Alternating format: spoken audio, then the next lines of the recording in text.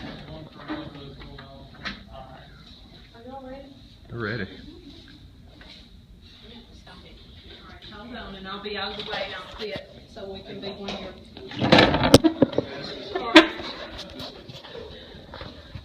What you got? Act like I'm handing them out? Okay, hold on. How many times recently have you heard of a police officer having to kill an unarmed suspect? Once a week. Once a week? Okay. Even just yesterday, even though the suspect was armed, it was another deadly act by police. This is a growing problem in the country, not only from the occurrence of it, but also from social media glamorizing it, and also metaphorically crucifying the ones that are doing it. So, stop that. And by video being so readily available through Instagram and other websites. So some of the topics we'll discuss today are the number of occurrences in the United States of deadly acts by police officers on citizens and civilians. Some of the ways to combat this by giving officers more less than lethal options before resulting to deadly force, and also more training on when to use deadly force. So our first topic, how many times has someone been killed by law enforcement in the U.S. this year? Any guesses? 6 million twice. At least 100. The actual number is 501 up to this day, just in 2015 alone. According to the Guardian.com, a news website that keeps up with that stuff. Some of the less lethal options that I believe should be available to officers and that already are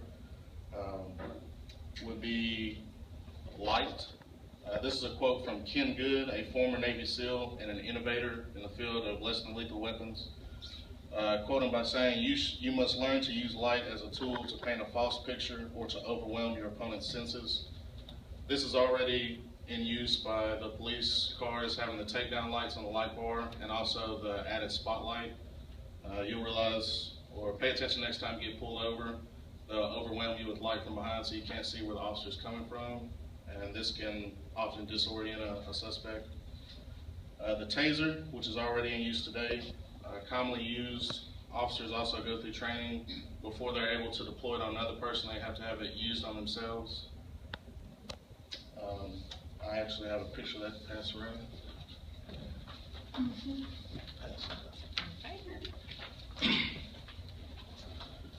Next we have the 40 millimeter beanbag gun. For reference, a shotgun round is about 18 millimeters in size, so this will be a little bit bigger than a baseball, I guess. Here's a picture of one of those. It's pretty small, and it can be easily carried by a police officer, either on their person or in their vehicle. Next, chemical agents such as deployable pepper spray to create distance from an attacker. Also, tear gas is already in effect. And a less common one, sound. The Navy already utilizes this against pirates in the ocean to make them surrender without having to fire a round at them. Here's a picture of batons. Police really don't have any options at this time. It's either baton, fists, or guns, so they're very limited on the resources. The next topic we'll discuss will be stopping it before it escalates to a deadly force point. Some of the ways to combat this will be classes on prevention of situations escalating, such as a hostage negotiator could attend, and even in our training, you're taught to de-escalate the situation before it comes to, excessive force. Making an officer more confident and proficient in hand-to-hand combat to where they wouldn't want to resort to their gun so quickly. They would be more likely to handle it without that. Another option, overwhelming the suspect with manpower initially. Suspect will be a lot less likely to try to pull a gun or to reach for an officer's gun if there's overwhelming force already on scene. And more PR with police and children at younger ages to make the citizens more comfortable with police officers and law enforcement in general. So in conclusion, we've spoken about a few topics today, being that the number of numbers associated to police deaths on citizens, less than lethal options available and some that could be available, and stopping it before it gets to a deadly force where deadly force is necessary. And while all these may be good ideas, it's going to take the citizens not giving the officer a reason to reach for his gun.